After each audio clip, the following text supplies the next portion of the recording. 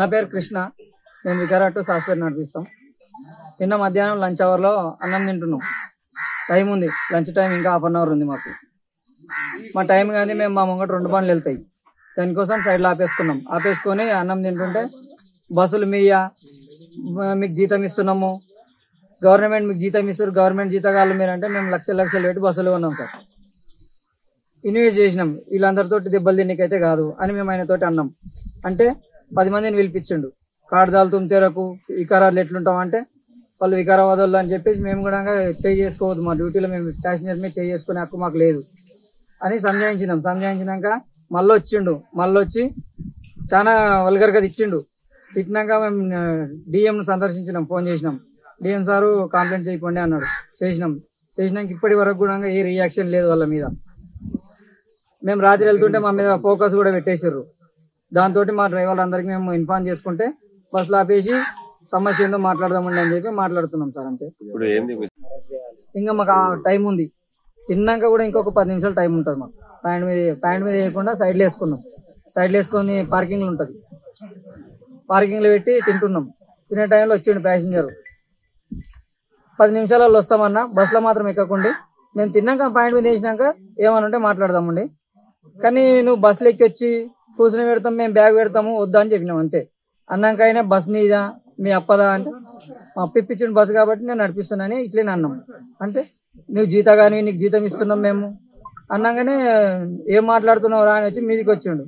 అన్న వచ్చి మీదికి లేస్తున్నావు ఏంటి, కిందికి దిగినాక మాట్లాడంటే కిందికి దిగి మాట్లాడే మూమెంట్లో 2 దెబ్బలు కొట్టేసిండు అన్న చెయ్యి మీద. కొట్టినాక అన్న ఏమన్నాడు, బస్సులో ఆపేసినాం సైడ్కి ఆపేసి అన్న ఏమన్నాడు, ఇదేమున్నా కానీ తర్వాత చూసుకుంటాం, మేము బస్సులో అయితే నడపలేమని పక్కకి ఎట్టినాక వాళ్ళు 10 మంది వచ్చారు. 10 మంది వచ్చి మమ్మల్ని నేను చేసుకోలేరు, కానీ ఒక్కడే మళ్ళా చేసుకుండు. దాని దిక్కించి ఈరోజు పేరు నవాజ్ గంగారం కొట్టిండు, చాలా గట్టి కొట్టిండు. అన్న చెయ్యి కూడా లేస్తలేదు. దాని దిక్కించి మేము కూడా డిఎంను సంప్రదించినాము, కేసు కూడా పెట్టినాము, కానీ ఇప్పటి వరకు కేసు కాలేదు. కేసు అయిందని మామూలుగా వాట్సాప్ లో రాసి పంపిస్తారు, కానీ పీడిఎఫ్ రాలేదు ఇంకా మాకు. ప్లస్ కంట్రోల్ వాళ్ళు కూడా తినే డ్రైవర్ల దగ్గరికి బండ్ల దగ్గరికి పోవద్దని చెప్తలేరు. ఎందుకంటే మేము పొద్దున 5 గంటలకు ఎక్కుతాం డ్యూటీ, మధ్యాహ్నం లంచ్ టైం మాత్రం దొరుకుతుంది, టిఫిన్ కూడా టైం దొరుకుతుంది. దాని దగ్గర చెప్తే మేము తర్వాత మాట్లాడతాం బండ్లు దిగిని అంటున్నారు. ఈ సమస్య పరిష్కరించిన దాకా వీళ్ళు మాకు సహకరిస్తలేరు. రోజు మధ్యాహ్నము మా 2 డ్రైవర్స్ అక్కడ బస్ స్టాండ్ లో లంచ్ చేస్తుండగా ప్యాసింజర్ వచ్చి ఇంకా బస్సు తీయరా అని చెప్పేసి గొడవ చేయడం జరిగింది. ఆ గొడవలో కొంచెం మా డ్రైవర్ మీద ప్యాసింజర్ చేయించారు, దెబ్బలు కొట్టడం జరిగింది. దానికి మేము మా మేనేజ్మెంట్ తరఫు నుంచి మేము కేసు పెట్టడం జరిగింది. కేసు ఎఫ్ఐఆర్ అయింది.